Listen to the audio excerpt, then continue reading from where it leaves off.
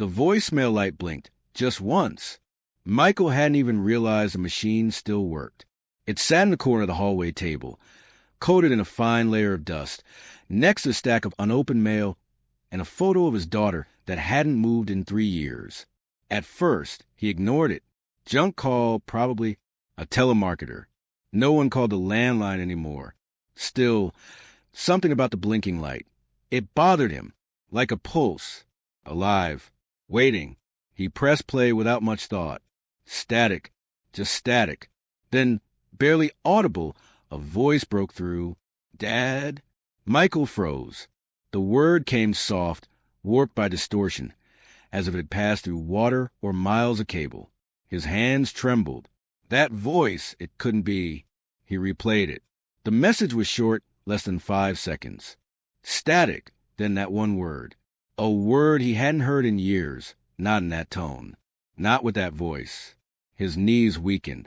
He sank into the couch and stared at the machine like it might speak again. Emily. It sounded just like her. But that was impossible. She had been dead for 3 years. The car accident on Route 14 had taken her away on a rainy December night. She was only 17. And since that day, since the funeral and the silence that followed, no voice, not even in dreams, had ever sounded so close, so familiar, so wrong. The timestamp read 2:17 a.m. He checked the call log. No number registered. No ID. Just unknown caller. The hairs on his arms rose as if touched by invisible static. He laughed nervously, trying to push the chill away. Maybe it was some old saved message that glitched back to life. He reached the machine's menu, ready to delete it, when the light blinked again. A new message. He pressed play. The static returned, stronger this time, deeper, like something breathing just behind the sound. The voice came again, this time clearer. Help! Michael recoiled. It wasn't just a glitch. It wasn't a recording he remembered. And whoever or whatever was leaving these messages wanted something, and it knew his name. The next morning, Michael awoke in the armchair, fully dressed, the phone still in his hand. The sun pierced through the dusty blinds, but the light felt dull, artificial, like the world hadn't quite rebooted from the night before. He didn't sleep well, not with those messages spinning in his head. Dad, help. He kept telling himself it was a technical error, some radio interference, maybe kids hacking lines. But deep down, something had cracked open, a space he had sealed tight with grief and silence. And now that space echoed. By noon, he had pulled the answering machine apart. The casing, the tape spools, the circuits. Nothing looked wrong. No corrosion, no loose wires. He cleaned it anyway, reassembled it, and plugged it back in. It blinked once, then stayed dark, as if waiting. Michael sat at the kitchen table, sipping cold coffee. The silence in the house was heavy, swollen with years of things unsaid. Emily's drawings were still magnet to the fridge, ponies and spaceships and crooked stars. Her bedroom door remained shut. He hadn't been in there since the funeral. By nightfall, he was pacing. He checked the machine again. Still no new messages. 2 a.m. He sat in the hallway, eyes locked on the device. Nothing. 2:16 a.m. A single blink. 2:17 a.m. Another message. He pressed play immediately, heart racing. The static came first. Then, a phrase whispered and stuttering, like the voice had trouble finding itself. Didn't see him. Michael rewound it. Again and again. Didn't see him. What did it mean? He grabbed a notepad and jotted the words down. Didn't see him. It wasn't just a cry for help now. It sounded like a memory, a fragment, a sentence spoken in fear. He tried to remember the crash report. She'd swerved off the road, hit the guardrail, flipped into the river. No signs of another vehicle involved. No witnesses. Just her, alone. But what if she hadn't been? He spent the rest of the night online, digging through archived news reports. Nothing new. Same conclusion. Wet roads, speeding, no foul play suspected. He slammed the laptop shut, frustrated.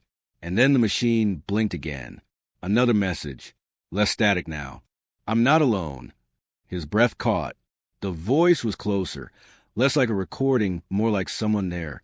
The words dripped with fear, but also something colder. Resignation. Michael stood, backing away from the machine. For a moment, he thought he saw something in the reflection of the hallway mirror. A silhouette watching. But when he turned, nothing. Just the house, creaking softly, breathing. He suddenly realized these weren't just messages. They were memories. Sentences frozen in some echo chamber of pain. And whoever was sending them wasn't the only one trapped there. The bridge hadn't changed much. Same rusted guardrails. Same sharp curve above the dark water of the Belridge River. Michael parked a few feet from the crash site, the tires crunching over gravel. A cold wind skimmed off the surface of the water, carrying with it the smell of algae and decay. It was the first time he'd come back since the accident. He didn't want to remember, but now he had to. He stepped out and walked to the edge, gripping the railing where the metal was still bent from the impact. He imagined the headlights that night, the rain pouring down, Emily's hands on the wheel, and her voice, panicked, calling for him. He was in the road. I'm not alone. The messages looped his mind like a reel unraveling. A sharp sting of guilt pulsed behind his eyes. He should have answered her call that night, but he didn't. He had been drinking, angry after a fight with his wife. He remembered the phone vibrating on the kitchen table. He remembered ignoring it. Then, 30 minutes later, the call from the police. He had told himself for years that it wouldn't have made a difference, that he couldn't have saved her. But now, with the voicemails, that lie began to rot. When he returned home, Michael went straight to the garage. Dust filled the air as he dug through boxes of old tech and junk. After an hour, he found it, the portable backup drive from his old desktop. He hadn't used it in years, but it had automatically saved all voicemails and call recordings from his synced landline, including the one he thought was gone. He plugged it in. There it was, Emily_final, Vox. Timestamp December 3rd, 2:08 a.m., 9 minutes before the accident. He clicked play. Dad? Pick up, please, please. I think someone's following me. He's been driving behind me for miles. I don't know. I'm scared. I'm near the bridge. A sudden honk. Screeching tires. Then the message cut out. Michael sat frozen, the echo of her fear still vibrating in his chest. There was someone else, and the report was wrong. This wasn't just an accident. Someone had chased her, driven her off the road. He felt sick. What had he done? What had he ignored? He replayed the other voicemails, this time listening deeper. The breathing, the sound behind her voice. And something new, water, rushing water. His hands trembled as he scrolled through the old files. Dozens of small, corrupted messages filled the folder, ones he never knew existed. Some were just seconds long. Some were only static. But he recognized the pattern. Every few days. Always after midnight. All leading to now. She had been trying to reach him for years. And he never listened. Until now. Michael stood up suddenly. The answer machine light blinked again. Another message. And this time, the voice was crying. The house had started to change. It wasn't just the blinking light anymore. Now, water pooled under doors that hadn't been opened. The lights flickered, often in rhythmic patterns, almost like Morse code. And the air, especially near Emily's room, had taken on a strange density. Not cold, just heavier, like standing underwater, like the house itself was holding its breath. Michael no longer tried to sleep. Each night, he sat by the answering machine like a sentinel. At exactly 2:17 a.m., the red light blinked. The new message began like the others, static, distant, but the voice now trembled with something he hadn't heard before. Fear. He's closer. I can feel him. Please, Daddy. Don't trust what's coming next. Michael's skin crawled. He played it back 5 times. The final word, next, was followed by something faint. Another voice. Not Emily's. A lower frequency. Not speaking, just growling, like a breath coated in gravel. A presence. He pulled out a pen and circled the sentence in his notebook. Don't trust what's coming next. The messages weren't just desperate cries anymore. They were warnings. That night, he walked to Emily's door. He hadn't entered her room in 3 years. His hand hovered over the doorknob, heart pounding. Slowly, he turned it. The room was perfectly preserved. Her bed was made, posters still hanging. A sweater, half folded, lay on the chair. But it wasn't the stillness that stopped him. It was the mirror on the far wall. Condensation had formed on its surface, though the air wasn't cold. And written through the fog, in uneven finger strokes, were the words, "He's back." Michael stumbled backward. The mirror remained fogged, the message unchanging. He wiped it clean, but the glass resisted, the letters smearing like oil. Behind his own reflection, something flickered, tall, wrong, too angry to be human. But when he spun around, the room was empty. His breath shook as he backed out of the room, slamming the door shut. At 2:17 a.m. the next night, the phone rang instead of blinking. A landline call, something that hadn't happened in years. Michael hesitated before picking it up. "Hello?" At first, nothing.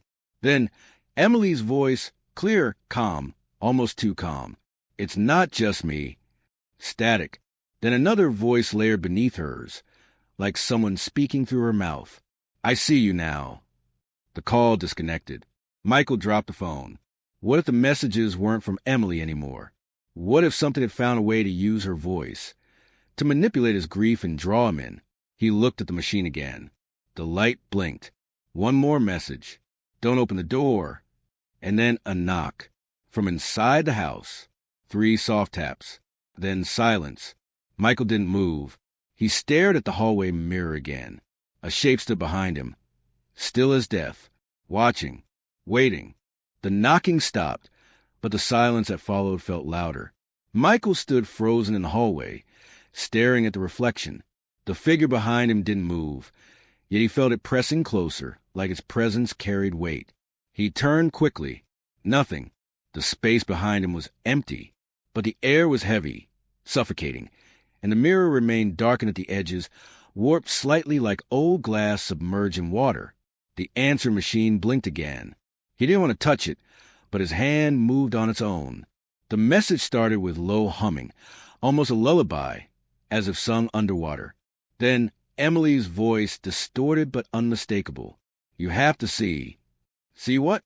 A jolt of electricity surged through the house. Lights flickered wildly. Bulbs exploded in their sockets, and a deep rumble echoed through the walls. The floor beneath his feet trembled, and water began seeping from under every door. Michael stumbled backward, watching as the walls pulsed, breathed, like lungs drawing a final breath. The phone rang again. 2:17 a.m. He grabbed it. "Emily," he shouted. Her voice came clear, terrified. "It wasn't an accident. He forced me off the road." Then another voice layered with hers, one that did not belong to any human being. "Come closer." A sharp bang came from Emily's bedroom door. Then another, as if something was trying to break out from inside. Michael turned the doorknob slowly, heart thudding like a drum. The moment the door creaked open, a burst of freezing air hit him. Her room was pitch black, yet in the center stood a shadow, not in the shape of a girl. It was tall, too tall, and thin, arms hanging too low, head tilted like it couldn't quite hold itself up. Its eyes glowed faintly. Not white, not red, something older. The mirror on the far wall lit up again. A vision played across the glass, like a memory dragged from the depths of the river. Emily behind the wheel, headlights in her rear-view mirror, her terrified eyes, a dark SUV ramming her from behind, the bridge approaching fast. "No one believed me," Emily's voice whispered beside him. No one looked. Michael fell to his knees. The guilt, the shame, the grief. Too much. He had failed her. He ignored the signs. And now, something ancient, something cruel, had slipped through the cracks of his regret. The shadow stepped forward. Michael screamed, but no sound left his throat. The thing raised its hand, not to strike, but to point to the mirror where his own face now stared back at him from the driver's seat of the SUV. It wasn't someone else in the road. It was him. Michael woke up in a hospital bed, the sterile smell of antiseptic thick in the air. The blaring beep of machines replaced the house's eerie silence. He blinked, disoriented, surrounded by unfamiliar faces, doctors, nurses, someone holding his hand gently. His body ached, bruises covering his arms and legs. The chaos of the previous night felt distant, like a fading nightmare. But the memories lingered, sharp as broken glass. He tried to speak, but his voice was cracked and weak. The doctor's expression was grave. They said he had been found unconscious in the ruins of his home. Electrical fires, water damage, no explanation. The police had ruled an accident, but Michael knew better. Something had come back with Emily's voice, something that haunted the spaces between life and death. He asked for Emily's name. For answers, a nurse smiled sadly and handed him a small cassette tape, an old format, outdated but familiar. It was the last message he had recorded on the answering machine before everything collapsed. He pressed play on the small player beside his bed. Emily's voice, soft and clear, echoed to the speakers. "I forgive you, Dad. I'm free now." Michael closed his eyes. Relief, sorrow, and love mixed like a storm inside him. But deep beneath the calm, a cold whisper crawled through his mind. The shadow, the presence. It wasn't gone. It lingered, waiting. Months later, a new family moved into the rebuilt house. Their young daughter discovered a dusty box in the attic, a forgotten answer machine, coated in cobwebs and silence. At night, as the house settled, the machine's red light blinked once. Curious, she pressed play. "Hello? Is anyone there?" A child's voice whispered, faint and distant. The girl smiled, unaware, because some echoes never fade.